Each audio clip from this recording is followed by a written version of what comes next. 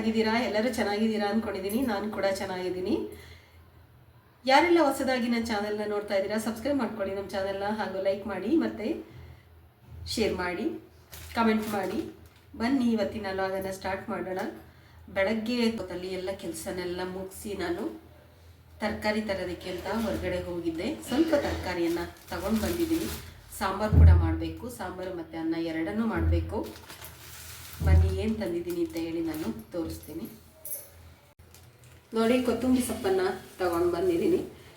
ಇಷ್ಟು ಸಿಕ್ತು, 10 ರೂಪಾಯಿಗೆ 3 ಕಟ್ಟು ಥರ ಸಿಕ್ತು. ನೋಡಿ, ಚೆನ್ನಾಗಿತ್ತು, ತಗೊಂಡು ಬಂದೆ. ಇದನ್ನು ಬಳಸೋದೇ ಇರೋದು, ಬಳಸಬೇಕು, ವೇಸ್ಟ್ ಆಗದೆ ಇರೋ ರೀತಿ ನೋಡ್ಕೊಳ್ಬೇಕು. ಅದಕ್ಕೆ ಸೌತೆಕಾಯಿದು ರೊಟ್ಟಿ ಕೂಡ ಮಾಡೋಣ ಅಂತ ಇದ್ದೀನಿ.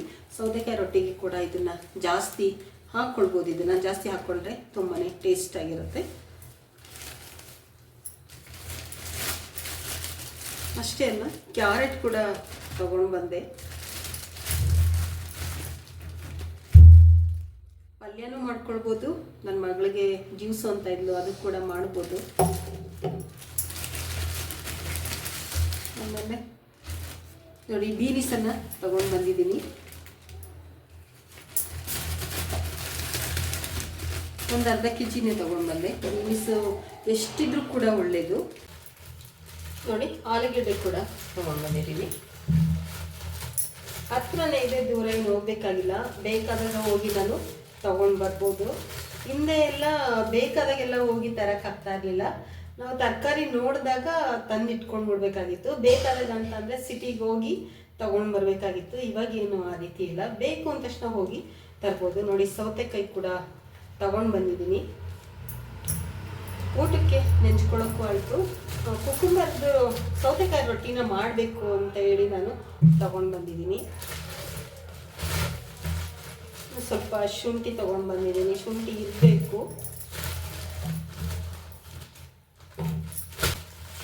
ಇದ್ರದ್ದೇ ಸಾಂಬಾರು ಮಾಡೋಣ, ಬೀನಿಸ್ ಸಾಂಬಾರು ಮಾಡೋಣ ಅಂತ. ಬೀನಿಸು, ಬೇಳೆ, ಆಲೂಗೆಡ್ಡೆ ಎಲ್ಲನೂ ಹಾಕ್ಬಿಟ್ಟು ಸಾಂಬಾರು ಮಾಡೋಣ ಅಂತ ಅಂದ್ಕೊಂಡಿದ್ದೀನಿ.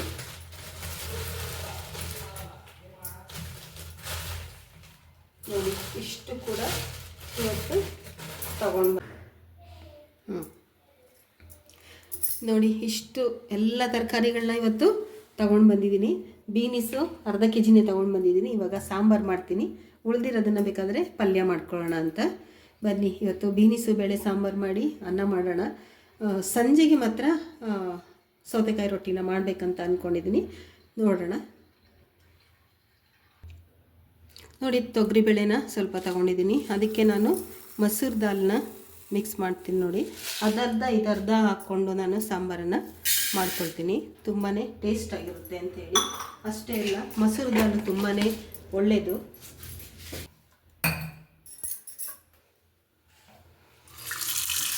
ಮೊದಲು ಈ ಒಂದು ನೀರಲ್ಲಿ ನಾನು ತೊಳ್ಕೊಂಬಿಡ್ತೀನಿ. ಚೆನ್ನಾಗಿ ತೊಳಿಬೇಕು, 1-2 ಸಲ 3 ಸಲ ತೊಳಿಬೇಕು. ಯಾವತ್ತೂ ಬೇಳೆ ಮೇಲ್ಗಡೆ ಎಲ್ಲ ಧೂಳಿರುತ್ತೆ ಅದರಿಂದ. ನೋಡಿ, ಇವಾಗ ನಾನು ಕುಡಿಯೋ ನೀರನ್ನು ಹಾಕ್ಕೊಂಡು ಒಂದು ಸಲ ತೊಳ್ಕೊಳ್ತೀನಿ.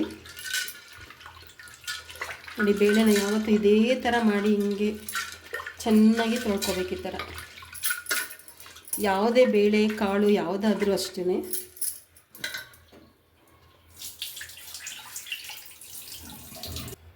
ನೋಡಿ, ಇವಾಗ ನೀರು ಹಾಕ್ಕೊಳ್ತಾ ಇದ್ದೀನಿ. ಸ್ವಲ್ಪ ಜಾಸ್ತಿ ಹಾಕೋದು ಬೇಡ, ಸ್ವಲ್ಪ. ಇದಕ್ಕೆ ನಾನು 1 ಸ್ಪೂನ್ ಆಗೋಷ್ಟು ಎಣ್ಣೆ ಕೂಡ ಹಾಕ್ಕೊಳ್ತೀನಿ. ಎಣ್ಣೆ ಹಾಕ್ಕೊಳ್ಳೋದ್ರಿಂದ ಬೇಳೆ ಬೇಗ ಬೇಯುತ್ತೆ ಅಂತ. ನೋಡಿ, ಬೇಳೆ 3 ಸಲ ಕೂಗಿಸಿದ್ದೀನಿ, ಬೇಳೆ ರೆಡಿಯಾಗಿದೆ. ಇವಾಗ ನಾನು ತರಕಾರಿ ಕೂಡ ಹೆಚ್ಚಿಟ್ಕೊಂಡಿದ್ದೀನಿ. ನೋಡಿ, ಬೀನಿಸನ್ನು ಹೆಚ್ಚಿ ಇಟ್ಕೊಂಡಿದ್ದೀನಿ ರೆಡಿ ಮಾಡಿ. ಇಷ್ಟೊತ್ತಾಯಿತು. ನೋಡಿ, ಎಷ್ಟೊತ್ತಾಯಿತು ಅಂತೇಳಿ. ನೋಡಿ, ಆಲೂಗೆಡ್ಡೆ ಕೂಡ ಸ್ವಲ್ಪ ಹಾಕೋಣ ಅಂತ, ಅದು ಕೂಡ ರುಚಿ ಆಗುತ್ತೆ ಸಾಂಬಾರು.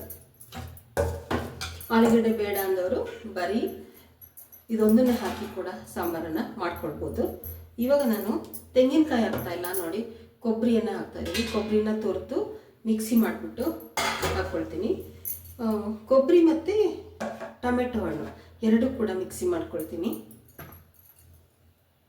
ಹಸಿ ತೆಂಗಿನಕಾಯಿನ ಕೂಡ ಹಾಕ್ಕೊಳ್ಬೋದು. ನಾನಿವತ್ತು ಕೊಬ್ಬರಿ ತುರಿನೇ ಹಾಕ್ತಾಯಿದ್ದೀನಿ. ಯಾವುದಾದ್ರೂ ಒಂದು ಹಾಕಿ ಚೆನ್ನಾಗಿರುತ್ತೆ. ನಾನು ಕೊಬ್ಬರಿ ಇತ್ತು ಅಂದಾಗೆಲ್ಲ ಕೊಬ್ಬರಿನೇ ಹಾಕ್ಕೊಳ್ತೀನಿ. ಕೊಬ್ಬರಿ ಇಲ್ಲ ಅಂದಾಗ ತೆಂಗಿನಕಾಯಿನ ಹಾಕ್ಕೊಳ್ತೀನಿ. ನೋಡಿ, ಇವಾಗ ಟೊಮೆಟೊ ಕೂಡ ಹೆಚ್ಚಿ ಇಟ್ಕೊಂಡಿದ್ದೀನಿ. ಸ್ವಲ್ಪ ಕೊತ್ತಂಬರಿ ಸೊಪ್ಪನ್ನು ಹಾಕ್ಕೊಂಡಿದ್ದೀನಿ, ಜಾಸ್ತಿ ಹಾಕ್ಕೊಂಡಿಲ್ಲ, ಯಾಕೆಂದರೆ ಅದೇ ಕಲರ್ ಬರುತ್ತೆ ಅಂತ ಹೇಳಿ. ಮೇಲೆ ಒಗ್ಗರಣೆಗೆ ಒಂದು ಸ್ವಲ್ಪ ಹಾಕ್ಕೊಳ್ಳೋಣ. ಸ್ವಲ್ಪ ಕರ್ಬೇವಿನ ಸೊಪ್ಪನ್ನು ಕೂಡ ತೆಗೆದಿಟ್ಕೊಂಡಿದ್ದೀನಿ, ಸ್ವಲ್ಪ ಕೊಬ್ಬರಿ. ಇವಾಗ ಇಷ್ಟನ್ನು ಕೂಡ ಒಂದು ಜಾರ್ಗೆ ಹಾಕ್ಕೊಳ್ಳೋಣ. ಈ ಥರ ಮಾಡಿದ್ರೆ ಸಾಂಬಾರು ತುಂಬ ಟೇಸ್ಟಾಗಿರುತ್ತೆ.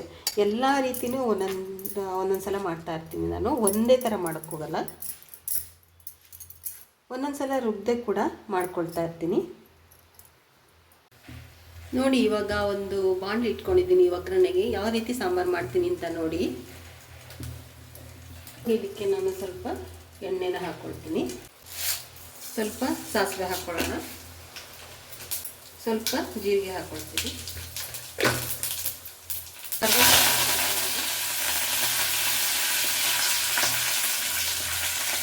ಇವಾಗ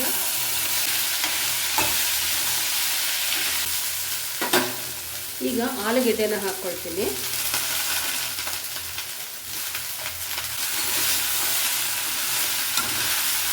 ಸ್ವಲ್ಪ ಎಣ್ಣೆಯಲ್ಲಿ ಚೆನ್ನಾಗಿ ಬಿಸಿ ಆಗಬೇಕು.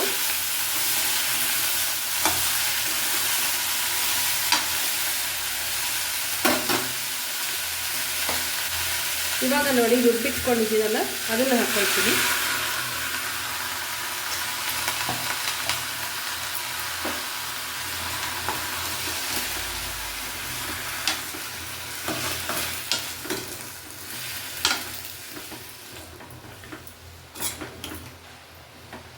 ಈ ರುಬ್ಬಿರೋದು ಸ್ವಲ್ಪ ಚೆನ್ನಾಗಿ ಬಿಸಿ ಆಗಲಿ.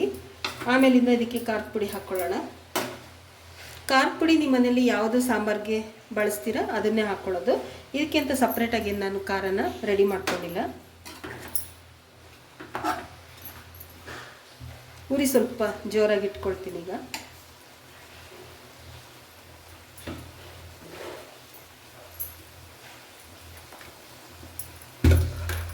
ಈ ರೀತಿ ಒಗ್ಗರಣೆಗೆ ಹಾಕ್ಬಿಟ್ಟು ತರಕಾರಿಗಳನ್ನ ಬೇಳೆ ಜೊತೆಗೆ ಹಾಕಿ ಕೂಗ್ಸೋದ್ರಿಂದ ತುಂಬಾ ಟೇಸ್ಟ್ ಆಗಿರುತ್ತೆ.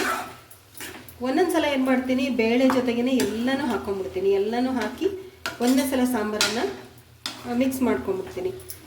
ಈ ಥರ ಮಾಡಿದ್ರೆ ಇದು ಒಂಥರ ತುಂಬಾ ಟೇಸ್ಟ್ ಕೊಡುತ್ತೆ, ಈ ಥರ ಮಾಡುವಂಥ ಸಾಂಬಾರುಗಳು.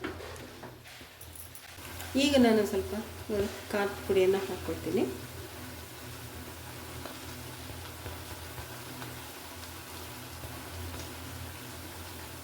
ಎರಡು ಸ್ಪೂನ್ ಹಾಕಿದ್ದೀನಿ, ಸಾಕು.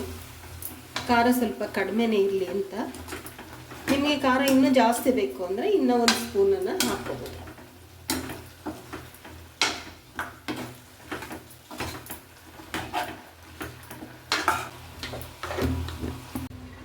ಇವಾಗ ನೋಡಿ, ಬೇಳೆ ಚೆನ್ನಾಗಿ ಬೆಂದಿದೆ.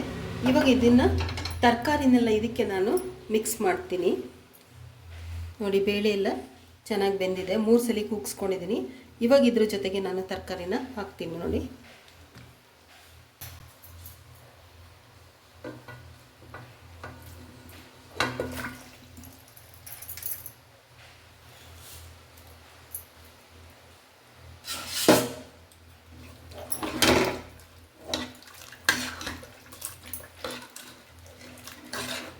ನೋಡಿ ಇವಾಗ ಎಷ್ಟು ಬೇಕಷ್ಟು ನೀರನ್ನು ನಾವು ಇದಕ್ಕೆ ಸೇರಿಸ್ಕೊಳ್ಬೋದು. ಅಷ್ಟೇ ಅಲ್ಲ, ಇವಾಗ 1-2-3 ಸಲ ಕೂಗಿಸ್ಕೊಂಡ್ರೆ ತರಕಾರಿ ಎಲ್ಲ ಚೆನ್ನಾಗಿ ಬೇಯುತ್ತೆ. ಈಗ ನಾನು ಉಪ್ಪನ್ನು ಸೇರಿಸ್ತೀನಿ. ನೋಡಿ, ಇಷ್ಟು ಉಪ್ಪು ಬೇಕಾಗುತ್ತೆ, ಇಷ್ಟು ಸೇರಿಸ್ಕೊಳ್ತೀನಿ. ಅಷ್ಟಕ್ಕೆಲ್ಲ ಎಷ್ಟು ಬೇಕೋ ಒಂದೇ ಸಲ ಉಪ್ಪು ಹಾಕೊಂಬಿಟ್ರೆ ಒಳ್ಳೆಯದು. ಆಮೇಲಿಂದ ಮೇಲ್ಗಡೆ ಉಪ್ಪನ್ನು ಹಾಕ್ಕೊಳಕ್ಕಾಗಲ್ಲ. ನಾನು ಇದನ್ನು 3 ಸಲ ಕೂಗಿಸ್ಕೊಳ್ತೀನಿ.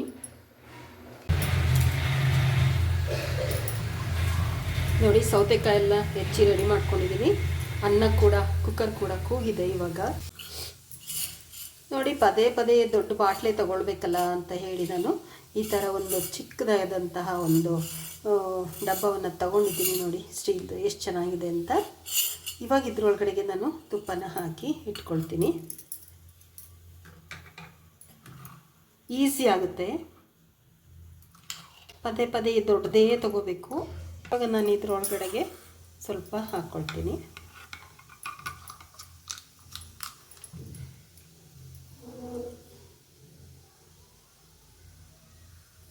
ಇಷ್ಟು ಹಾಕಿ ಇಟ್ಕೊಂಡ್ರೆ ಬೇಕಾದಷ್ಟು.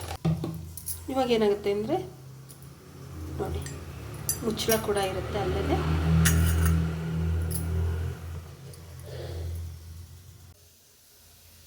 ಎಷ್ಟೊಂದು ಈಸಿ ಆಗುತ್ತೆ ಅಂದರೆ ಅಷ್ಟು ಈಸಿ ಆಗುತ್ತೆ ಇವಾಗ ಬಡಿಸ್ಕೊಳ್ಳೋದಕ್ಕೆ. ಈಗ ನೋಡಿ, ಸಾಂಬಾರನ್ನು ಒಂದು ಬೇರೆ ಒಂದಕ್ಕೆ ಬಗ್ಸ್ಕೊಳ್ತಾ ಇದ್ದೀನಿ.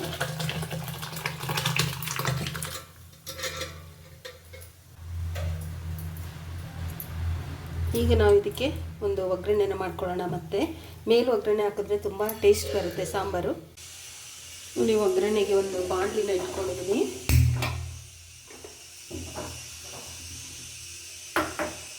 ಸ್ವಲ್ಪ ಬಿಸಿ ಆಗಲಿ.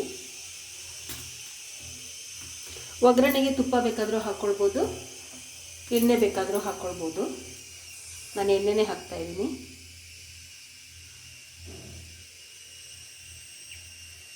ನೋಡಿ, 2 ಸಲ ಒಗ್ಗರಣೆ ಆಯಿತು ಇದಕ್ಕೆ. ಈ ಒಗ್ಗರಣೆ ಹಾಕಿಲ್ಲ ಅಂತಂದ್ರೂ ಕೂಡ ಟೇಸ್ಟ್ ಅನಿಸಲ್ಲ. ಇದು ಹಾಕಿದ್ರೆ ತುಂಬ ಟೇಸ್ಟ್ ಬರುತ್ತೆ.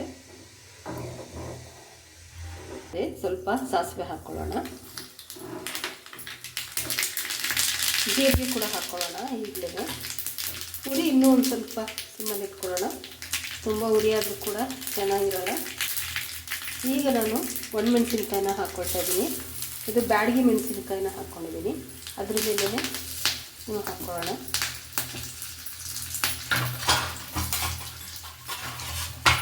ಈಗ ನಾನು ಒಂದು ಸ್ಪೂನ್ ತೊಗೊಂಡು ಈ ಥರ ಎಲ್ಲ ಕಲಿಸ್ಕೊತಿದ್ದೀನಿ. ಹೀಗೆ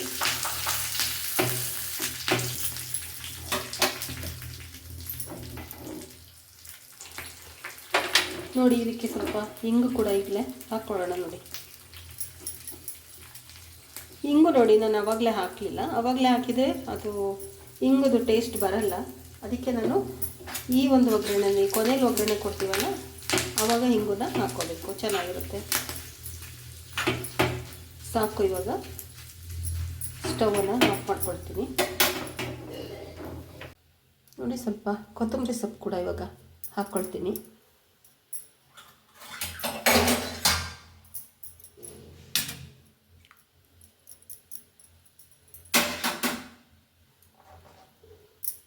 ನೋಡಿ,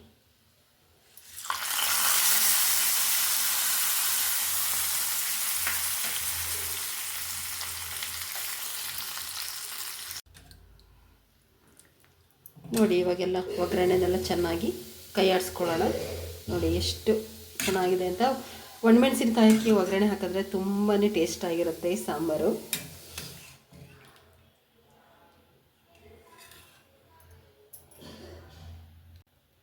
ಇವಾಗ ತೆಳ್ಳಗಿದೆ ಅಷ್ಟೇ ಸಾಂಬಾರು. ಇವಾಗ ಕುದಿಸಿರೋದ್ರಿಂದ ಇನ್ನು ಒಂದು ಅರ್ಧ ಗಂಟೆ ಆದರೆ ಫುಲ್ ಗಟ್ಟಿ ಆಗಿಬಿಡುತ್ತೆ. ನೋಡಿ, ಒಂದು ಬಾಣಲಿ ಇಟ್ಕೊಂಡಿದ್ದೀನಿ. ಹಪ್ಪಳ ಹಾಕೋಣ. ಇವಾಗ ಎಣ್ಣೆ ಹಾಕ್ಕೊಳ್ತಾ ಇದ್ದೀನಿ. ನೋಡಿ, ಇವಾಗ ಹಪ್ಪಳನ ಹಾಕ್ತಾ ಇದ್ದೀನಿ.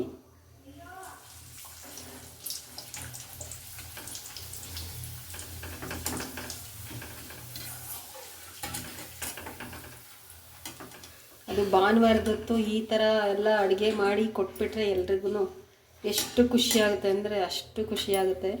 ಎಲ್ಲ ಬೇರೆ ಸಮಯಗಳಲ್ಲೆಲ್ಲ ತುಂಬ ಅರ್ಜೆಂಟಲ್ಲಿ ಮಾಡ್ತಾ ಇರ್ತೀವಿ.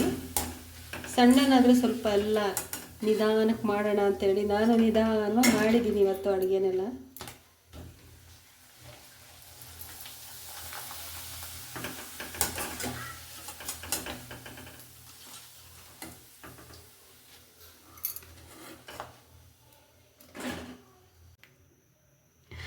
ನೋಡಿ, ಹಪ್ಪಳ ಎಲ್ಲ ಎಷ್ಟು ಚೆನ್ನಾಗಾಗಿದೆ ಅಂತ. ಬನ್ನಿ ಇವಾಗ ಊಟ ಮಾಡೋಣ. ನೋಡಿ, ಅಡುಗೆ ಎಲ್ಲ ರೆಡಿ ಆಯಿತು. ಇವಾಗ ನಾನು ತಟ್ಟೆಗಳಿಗೆಲ್ಲ ಬಡಿಸ್ತಾ ಇದ್ದೀನಿ. ನೋಡಿ, ಅನ್ನ ಸಾಂಬಾರು, ಸೌತೆಕಾಯಿ. ಅಂದರೆ ಸ್ವೀಟ್ ಒಂದು ಮಿಸ್ ಆಗಿದೆ ಅಷ್ಟೇ, ಸ್ವೀಟ್ ಮಾಡೋಕ್ಕೆ ಹೋಗಿಲ್ಲ. ಈಗ ಮೊಸರನ್ನ ಒಂದು ಬಟ್ಲಿಗೆ ಹಾಕ್ಕೊಳ್ತಾ ಇದ್ದೀನಿ. ಗಟ್ಟಿ ಮೊಸರನ್ನೇ, ನೀರೇನು ಅಷ್ಟೇನು ಹಾಕಿಲ್ಲ. ಬೇಕಿದ್ದರೆ ನೀರು ಹಾಕ್ಕೊಂಡು ಕಲಿಸ್ಕೊಳ್ಬೋದು, ಯಾವ ಥರನೂ ಬೇಕಾದರೂ ತಿನ್ಬೋದು. ಹಪ್ಪಳ ಇಟ್ಟಿದ್ದೀನಿ, ಸೌತೆಕಾಯಿ ಇಟ್ಟಿದ್ದೀನಿ, ಉಪ್ಪಿನಕಾಯಿ ಇಟ್ಟಿದ್ದೀನಿ. ಇವಾಗ ಅನ್ನನ ಬಡಿಸಿದ್ದೀನಿ ನೋಡಿ. ಈಗ ಸಾಂಬಾರನ್ನು ಬಡಿಸ್ಕೊಳ್ತಾ ಇದ್ದೀನಿ. ಸಾಂಬಾರು ತೆಳ್ಳಗೆ ಇದ್ರೇ ಚೆನ್ನಾಗಿರುತ್ತೆ, ತುಂಬ ಗಟ್ಟಿಯಾದರೂ ಕೂಡ ಚೆನ್ನಾಗಿರಲ್ಲ. ಇನ್ನೊಂದು ಸ್ವಲ್ಪ ಹೊತ್ತು ತಣ್ಣಗಾದರೆ ಗಟ್ಟಿ ಆಗ್ಬಿಡುತ್ತೆ ಇದು ನೋಡಿ. ಸಾಂಬಾರು ಕೂಡ ಹಾಕ್ಕೊಂಡೆ. ಈ ಥರ ಹಾಲಲ್ಲಿ ಬಂದು ಕೂತ್ಕೊಂಡು ಎಲ್ಲರಿಗೂ ಒಬ್ಬೊಬ್ಬರಾಗಿ ಬಡಿಸ್ತಾ ಇದ್ದರೆ ಎಷ್ಟು ಚೆನ್ನಾಗಿರುತ್ತೆ. ಈಗ ತುಪ್ಪ ಕೂಡ ಹಾಕ್ಕೊಳ್ತಾ ಇದ್ದೀನಿ ನೋಡಿ. ಎಷ್ಟು ಟೇಸ್ಟಾಗಿತ್ತು ಅಂದರೆ ಅಷ್ಟು ಟೇಸ್ಟಾಗಿತ್ತು ನೋಡಿ. ಊಟ ಎಲ್ಲ ಮುಗಿಸ್ಕೊಂಡು ಬಂದೆ, ಹಾಲು ಕಾಯಿಸ್ಬೇಕಾಗಿತ್ತು, ಹಾಲು ಕಾಯೋದಕ್ಕೆ ಇಡ್ತಾ ಇದ್ದೀನಿ.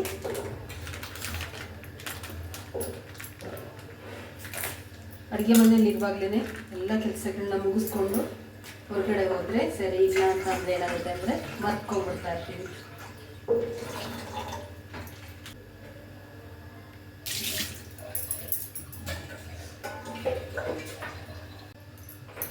ನೋಡಿದ್ರಲ್ಲ ಇವತ್ತಿನ ಲಾಗಲ್ಲಿ ಏನೇನಿತ್ತು ಅಂತ ಹೇಳಿ.